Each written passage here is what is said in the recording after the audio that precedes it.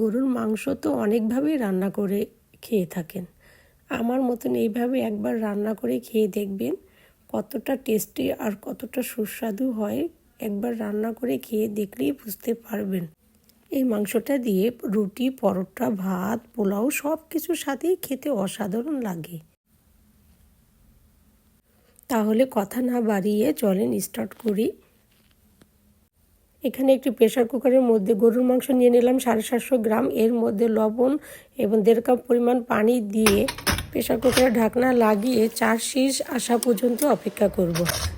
4টা সিজ বেজে উঠলে আমি চুলা বন্ধ করে দিব এবং ঠান্ডা হওয়ার পর ঢাকনা খুলে মাংসটা চেক করব যে মাংসটা সম্পূর্ণ সিদ্ধ হয়েছে কিনা। সম্পূর্ণ সিদ্ধ হলে আমি নামিয়ে ফেলবো। এখন একটি প্যানে তেল দিয়ে দিব 4 টেবিল চামচ। এর মধ্যে গরম মশলা দিয়ে দিব। গরম মশলাগুলো হালকা ভেজে এর মধ্যে আমি সেই সিদ্ধ করা গরুর মাংসগুলো দিয়ে দিব। গরুর মাংসগুলো আমি হাত দিয়ে ছিঁড়ে ঝুরি ঝুরি করে নিয়েছি। এখন এর মধ্যে আমি আদা কুচি 1 টেবিল চামচ, রসুন কুচি 1 টেবিল চামচ পরিমাণ মতো লবণ দিয়ে ভেজে নিব।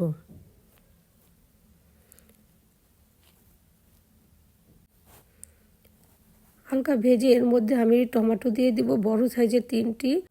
হলুদের গুঁড়া 1/2 চা চামচ, মরিচের গুঁড়া 1/2 চা চামচ, ধনিয়ার গুঁড়া 1/2 চা চামচ দিয়ে ভালো করে ভাজতে থাকব।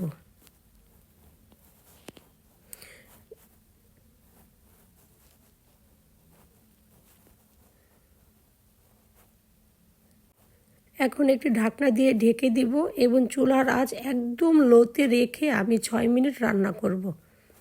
6 মিনিট পর আমি টমেটো আর মাংস একসাথে মিশিয়ে দিব। আবার ঢাকনা দিয়ে আমি আরও 5 থেকে 6 মিনিট একদম লো হিটে রান্না করব।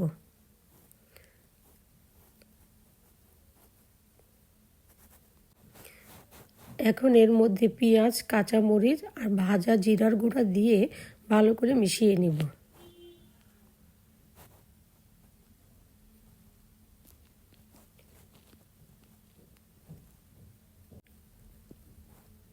আবার ঢাকনা দিয়ে আরও কিছুক্ষণ রান্না করব। চুলার আঁচ কিন্তু আমার লোতেই থাকবে। এখানে চুলার আঁচ বাড়িয়ে রান্না করা যাবে না। এই মাংসটা খেতে আসলে সেই কুরবানির দিনে যে আমরা ঝুরি মাংসটা করি অনেকটা সেই রকম স্বাদ। যখন বানিয়ে খাবেন দেখবেন মনে হবে যে আমি কুরবানির মাংসই খাচ্ছি।